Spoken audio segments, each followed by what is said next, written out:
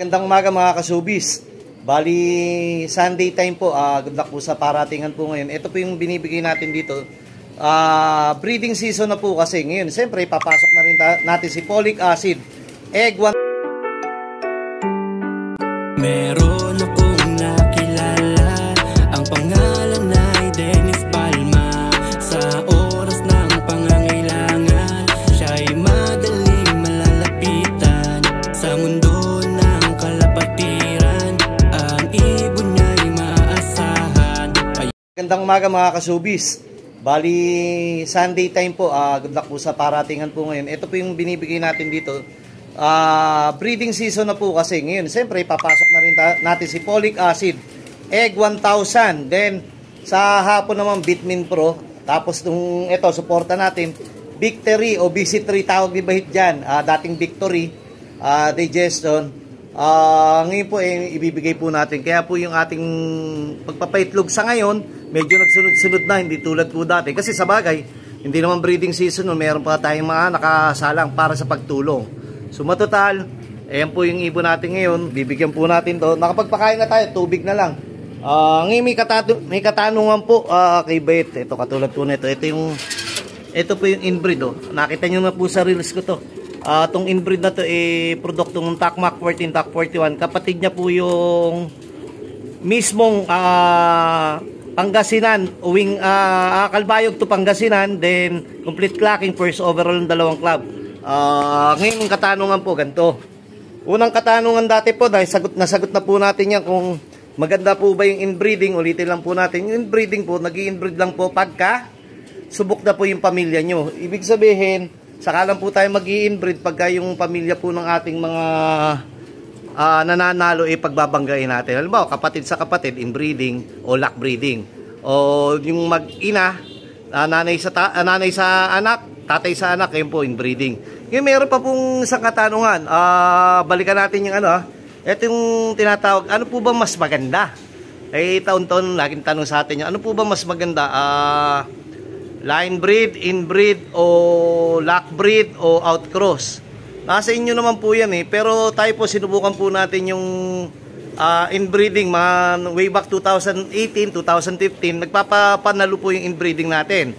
Then, ngayon naman, 2023-24, yung inbreeding po natin, hindi kumilos sa atin, pero sa iba, katulad po noong 2023 po yan, yung kapatid po mismo niyan, kumilos, ginto, first overall. Ngayon po yung outcross, napakaganda po niyan, kasi pinagsama-sama nyo na po yung mga pamilya ng pundasyon nyo po sa loft nyo Yun yung napakaganda. Karamihan gamit yon yung sistema nun, saka yung line breeding. Ano ba yung line breeding? Ang line breeding po yung pamilya po ng halimbawa Vandenbroek nyo cross sa Vandenbroek na nahaluan lang po ng konti, o kaya Takmak 14, Tak 41 nahaluan lang po ng konti. Line breeding po mga pamilya yung hindi nga lang immediate, kasi pag immediate yung nanay tatay, ibig sabihin po doon papasok mo sa inbreeding. So matotal, nasa atin pa rin po yung desisyon kung ano pong gagamitin natin, line breed, inbreed o outcross. Marami naman po gumagamit ng mga ganyang sistema. Hiyangan pa rin po yan. So matotal, tayo po konti lang po i-inbreed natin. Ito kapatid ni Daddy Bascon, may nagbinata na. Ito kak, pwede na natin silang paghiwalayin. And outcross po yan dahil kapatid ni Basco Batanes Champion. Yung kabila naman po pamilya nung naglabas umubos ang pera doon sa isang probinsya na lahing blue-white. Kay Ramon Rivera yan, dagumbait din yan yung blue-white. Pero may cross ng Ramon Rivera. Ngayon po, ang dami pong klase ng breeding, di ba po? Sumatotal, nasa atin pa rin po yung desisyon, tayo pa rin makakasagot dahil kayo po nakakalam ng pamilya ng inyong mga ibon. Ang gagawin nyo lang po, subok lang po, trial and error. Then kung halimbawa maganda po yung magiging resulta sa inyo, pwede nyo pong gawin at pwede nyo pong i-share po sa amin. Ang pinaka-the best yata daw, sir, ito, katulad dito. Inbreed ni Takmak 14, Tak 41. Ang nilalabas niya, reject Dockling. Pero naglalabas po ng overall yan. Ito naman, Takmak 14, Tak 41. Susubukan natin pagbanggain yung dalawa. Takmak 14, ito, Takmak 14, Tak 41. Ito puro Takmak 14 kasi nanay niya si Takmak 14 at tatay niya si Victor Lim Kawayan. Tawag po dyan, pwede bang inbreeding o line breeding? Kasi pareho lang sila ng lahi, pero nalagyan ng TAC 41. Pwedeng line breed po, papasok po yan. Pero sabi nga ni Bait, ano ba mas maganda? Yung libreng soksok ni Bait o libreng soksok ng idol natin? Kahit sinong idol nyo po, ano po ba mas maganda? Yung inbreeding, line breeding, outcross o anumang klaseng breeding? O yung libreng pasoksok na galing sa idol natin? Ayun po pinakamasarap na breeding. Biro nyo, napakahirap magpasoksok o magsuksok. Alam nyo po bakit? Siyempre, magkayo po ba kung halimbawa magsusuksok kayo sa inyong kaibigan o sa inyong bagong kakilala, bibigyan nyo po ba yan ng hindi subok o hindi hindi po, yung ibig sabihin hindi makakatulong sa loop niya? Lahat po tayo, kailangan may malasakit. Kailangan natin ipakita na yung ibibigay po nating i-breed po para sa iba, lalo na, di ba? Sa atin nga, gusto natin ginto di lalo na po sa iba, para makatulong po tayong tuluyan. Ayun po yung mga ibon natin, wala pang partner iba. Eto, tignan nyo po. Produkto po ng inbreed ng Daddy Bass, ni Samurai Jack, cross, yung kapatid ni Basco na binigay natin kay Paring Jimmy. Eto, regalo naman sa atin ni Paring Jimmy. Ang late na po, ganyan po yung nagiging sign pagka yung mga inbreeding na po lumiliit o kaya nagkakaroon ng deformities. Pero ang habol po natin dyan is yung dugo o yung genes nila. Then ito, crack 52 naman ni Paring Jimmy, cross stitch natin, Lola Stitch MacArthur 2005. Ito, naglabas ng maraming winner na to sa iba't ibang lot, pero ayan, babangga nga natin doon sa maliit kasing crack, medyo malaki ng konti yan, para naman yung maliit medyo magkaroon ng size. Pero sa isang araw pa o isang linggo pa, hindi pa ganun kaputi yung niya, yung paa. Ayan po yung mga ibon natin. Ito po yung mga si Mr. MVP. Diyan, susunod ibubukod na natin ibang kak natin dito. Then para ito, mga nakapanlabong pala natin iba dito. Yung mga nanalo natin, kasi naka-chips nandito Basta ano pa mas maganda, ulitin nyo ba line breed, inbreeding, outcross o libreng pasoksok ng inyong idolo? Ito, Golden Mac Cross Bebe. Cross, against the light yata. Cross Peter 1, second overall MacArthur. Peter 2, fourth overall Peter 2, seventh overall MacArthur. Sige ba, malapit then ito naman, Basco first, cross Basco third, cross kapatid ng Basco Batanes champion natin. Sumatotal, puro Basco po to, Basco first, Basco third. Yun, sumatotal, puro MacArthur po to. Ilang kembot na lang, pwede na natin silang pagbanggain. Para subok naman. Pero ngayon po, meron po tayong line na live na ganun din po. Kaya ulitin natin, yung live po natin dugong mga MacArthur at dugong Basco. Pinagbangga natin long distance o long distance. Lahat naman to long mababagal lang talaga. Sige po, mamaya po ulit. What's up mga ka-showbiz? Mga ka-showbiz, bali itong ibon na to regalo po sa atin ng mga ilang buwan na. Inakay pa lang po nung dinala, then ngayon po ito gagamitin na po natin. Inbreed TAC Mac 14, TAC 41 po to. Sumatotal kapatid po mismo to ng first overall ng dalawang club, Pangasinan to Calbayog, complete locking po. Yung kapatid niya po complete locking po ng dalawang club, then produkto po siya ng inbreeding. Mamaya paliwanag natin kung bakit mas maganda yung inbreeding kung best to best o kaya family of foundation na. Pero mahirap din po mag-inbreeding pag hindi nyo pa po kilala yung pamilya ng inyong ibon. Ibig sabihin dapat sa inyo po nakatest o sa inyo po kayo po mismo ang nakatuklas para mas maganda po. Sumatotal, ako naman din po nagtuklas nito, tapos sila rin yung nagpatuloy ng pagtuklas yung inbreeding. Balik po tayo.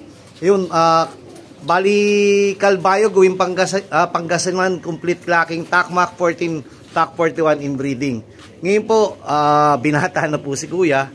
Hahanapan po natin ng kapares po dito. Yan. Katulad po nito, maiwahiwalay po yan. Katulad nito, yung Katbaloga natin. Ito po yung Katbaloga natin itong 2023. Last year ng last out.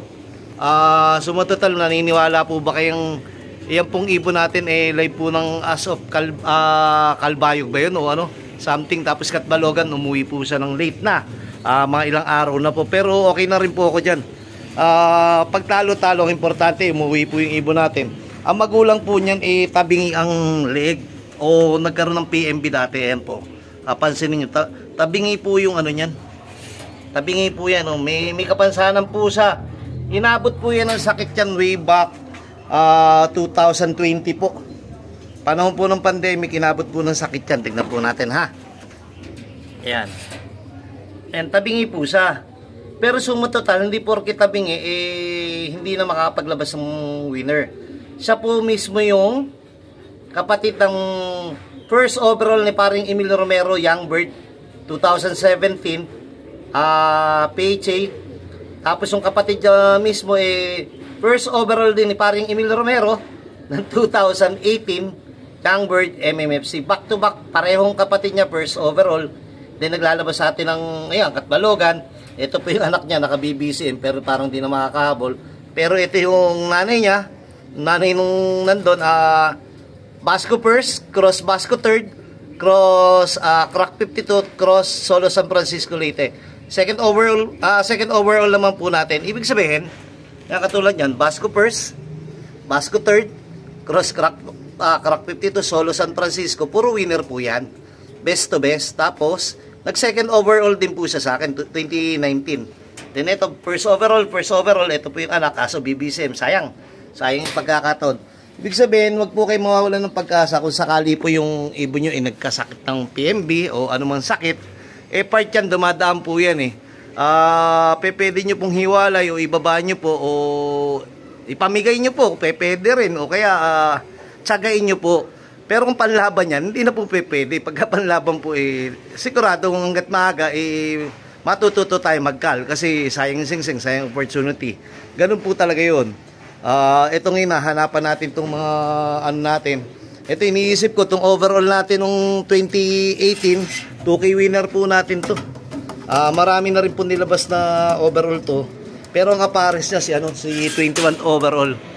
Ayun, ayun nandun sa baba. Ito, binangga natin Stitch. Ito yung tatay ng second overall. Then yung ano naman po 21 overall po natin. Out of 4,468 birds, ito po pinakamahirap sa lahat pagka nag-breeding po. Kaya iwahiwalay yung mga yan. Titignan po natin kung paano po tayo mamimili. Susubukan po natin na ito may baluga rin dito. Kalalagay lang po natin. Ayan po. Ito po Victor Lim Kawayan din po to. Tapos yung kabila, anak naman po to ng ng bali kapatid po nito, naglabas ng Katbalogan Daybird first overall. Kapatid niya din, bali yung ibon din yun, Matnog champion din po. 2 trophy po nung parang first overall wing Bataan po yun. Kaya kailangan napakahirap po mag-breed. Ang gagawin po natin talaga, kailangan mapili po tayo. Ito, nagkaroon po ng problema yung asawa nito. Nag-wet droppings, pero ngayon pinalitan natin ito. Ito po naman yung kapatid ng natin. Ito 2024. 2023 lipat ng 2024. Last out ng po. Kapatid po ito ng ng Daybird Katbalogan, mag-nestmate. Yan pong hen na yan. Then yung kabila naman po anak po nitong sa tawag dyan, sa 4 na Tacloban. Basta ganun po, kung sakaling magkakaroon po ng problema dun po sa inyong panlaban, sa inyong breeder o mga stock bird, maging maingat po. Hanggat maaari, pwede nyo naman pong gamutin, pwede nyo naman pong asikasuhin. Katulad yan, isang magandang halimbawa. Meron pang pala po ko. Yung naglalabas po namin ng champion sa, ang tawag ko doon, Lolo PMB, saka 4 times Rinaki, paring Emil Romero yun. Naglabas po ng champion sa PHA 2017, Dugong Bait po yun. Young Bird, auction winner, ang tawag dito, yung Nagalap champion. Then yung kapatid pa po nung isa nun, yung inanak po nun, kapatid din po nun, winner din po ng winner din po ng tawag dito, MMFC naman, 3rd overall ng MMFC. Kaya yun po, umihikot talaga ulo po nun pagka pinatutukan nyo. Doon nyo makikita pagka tumutuka Sumatotal, lalaki naman po yung, kung umihikot man po yung ulo niya, meron naman pong kasarian yung pwede naman po yung makabuntis o makabo. Mamaya po natin ituloy. Medyo makulimlim na. Sige po.